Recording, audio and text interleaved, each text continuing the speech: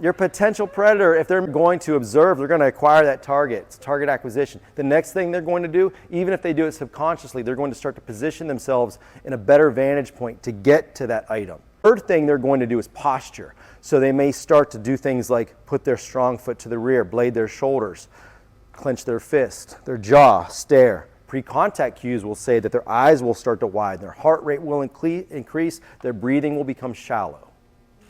All those things are the things that happen that we can't help. The knockout game was something that usually like younger kids would do. It actually started in prison. A younger group of individuals would find a person, easier the target the better, and they would record it and they would try to one time knock that person out. And they'd get it on video.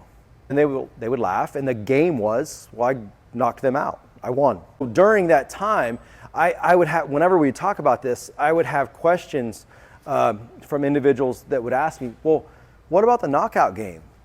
They don't really show those signs during the knockout game. Well, we just consider that an ambush. If we backed out of that situation and watched it from above, like from a drone, wouldn't that individual that's knocking somebody out still show those signs?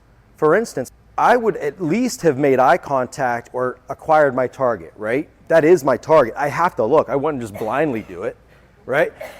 I would walk past her, and wouldn't I have to start to turn to position myself better? And before I did it, I'd have to posture, right? So the first thing we have to do is avoid the fight at all costs. And if we can't avoid the fight, then we have to do anything to survive.